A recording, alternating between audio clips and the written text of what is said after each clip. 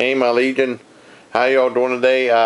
John and I are here to review a show I'd never seen before, but John has, and he was telling me about it. Third Rock from the Sun. Yeah, I thought it was a great show. I was surprised Jason never saw it, because I think that's still one of the funniest TV shows I've seen. And I like it. Great cast. I'm a big John Lithgow fan. He's great in either a comedic role like Third Rock from the Sun, or a villainous role such as playing serial killer Dexter. And he's got that. He's one of those people that has a great range of acting. Definitely. And then Jane Curtin, I've been a fan of hers from Saturday Night Live. And then introduced some new people to me, which I thought were great. The rest of the cast, I think they did a great job. And it's funny because then, now I'm brain farting his name. Stuart Gordon-Levitt.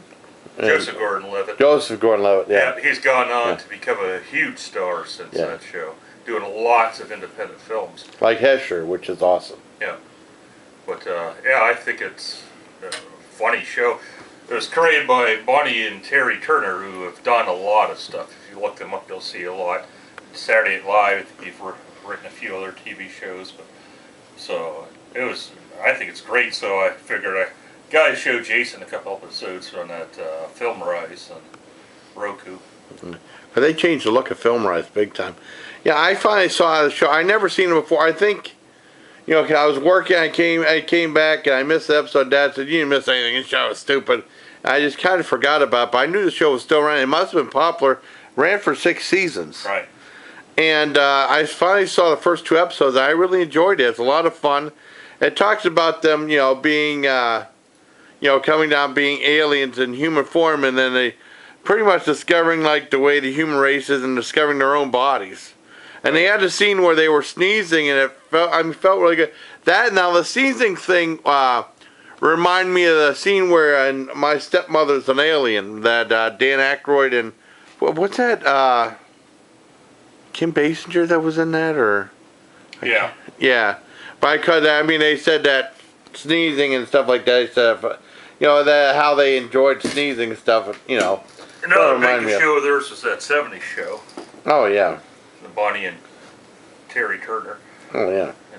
But I think it's very funny. I think it still holds up because it's like, they don't understand a lot of things about what it means to be human. It's neat as they explore stuff. I was just telling Jason, I saw an interview with Jane Curtin.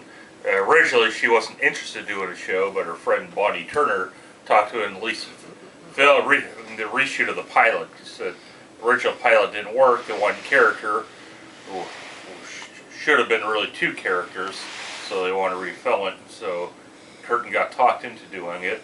Then she said she only wanted to do 7 episodes, and after 7, she had so much fun, she wanted to stick around, and stuck around for quite a long time. Yeah, because I think maybe with all the, back in the 80s when we just had like the main 3 channels in Canadian TV and PBS, maybe I probably would have watched that show more. I mean, but whenever that was only had cable and all this other, there's so many shows out there. Some of them will be lost in the shuffle, but I'm glad I finally got to see that. I really enjoyed it. I give a 9 out of 10. It's a lot of fun. Another thing for like French Stewart, kind of a different role for him is the movie Surveillance with Bill Pullman, and it also was directed by Jennifer Lynch. No, I hit the stop record button because I was goofing around with the camera. That's my fault. I have to edit together now. That's all right. That's my fault. I screwed up that time. But yeah, have you seen Surveillance? I haven't seen Surveillance either. Well, you've seen Boxing Elena, right? Yeah, I remember Boxing Elena. That was a good one. Jennifer does a lot of stuff like her dad. But Surveillance is another one. I thought it was kind of interesting, something very different. I haven't seen Jeremy Sands in anything in a long time because he was in... Who? What's his name? I didn't hear what you said. What is it? Julian Sands? Julian Sands. Why do you say Jeremy Sands? I don't know. Julian Sands. Cause I remember him from the first 2 Warlock movies. He was not in the 3rd one. The 3rd Warlock movie, I didn't see all... And I said, well, heck, I'll try to give it a second chance. I still couldn't make it through the whole thing. I didn't like it. I love the first 2 Warlock movies, especially the second one. I saw the first one at the theater. And then he was in, like I said, Boxing Lane. And then I remember seeing him in Dario Argento's second remake of Phantom of the Opera. This one was just called Phantom of the Opera, where he did opera, which is also called Tarot Opera, and that's kind of like his first version of that. Even though that one's better. And I think you had that on your must-see list on that on Amazon movies. Yeah, I've been going through it because it seemed like when Amazon first started offers movies, they didn't really have much, but now they've really been expanding their list. A lot of good stuff, a lot of older stuff too that you can find on Netflix. Well, you had some of the Fulci movies. I think I still have to see, but it's still on their Silver Sail, the one Western he did, because I have four Horsemen of the Apocalypse, which I really enjoyed. And even my dad watched that because he said he hates spaghetti westerns. Because I didn't even know what spaghetti westerns were for a long time. Two things I like: spaghetti and western. Yeah, there you go. So, I mean, but they never talk about spaghetti zombie films anymore. I mean, when they talk about it, why they talk about the influence of Romero, but they never talk about Fulci's zombie movies or like the other ones like Burial Ground or City of the Walking Dead and all this other cool stuff from the 80s. Well, I think everyone knows Italy's like the second nation for zombie movies. Oh, yeah. But no one ever talks about like the Fulci zombie. Really? Which is actually, I mean, because that's actually known as Zombie 2, and then he did Zombie 3 is not as good.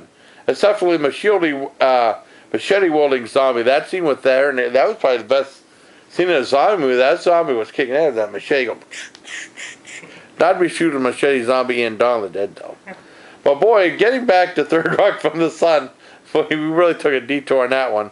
Yeah, it was a lot of fun. I really enjoyed it.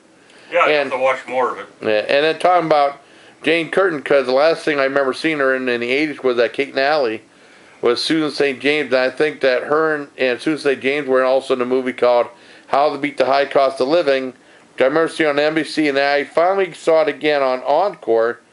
It's hard to find a movie that American International did, a PG-rated one that had full frontal nudity, because before the days of PG-13, the PG-rated movies had that. Yep. So I guess that's about it for our review of Third Rock from the Sun, and meandering as always. But that's what we do here. Alrighty. So until next time, everybody, please take care of my Legion. And I'm going to try not to do too many camera tricks. I screwed up last time. All right. Take care, everybody.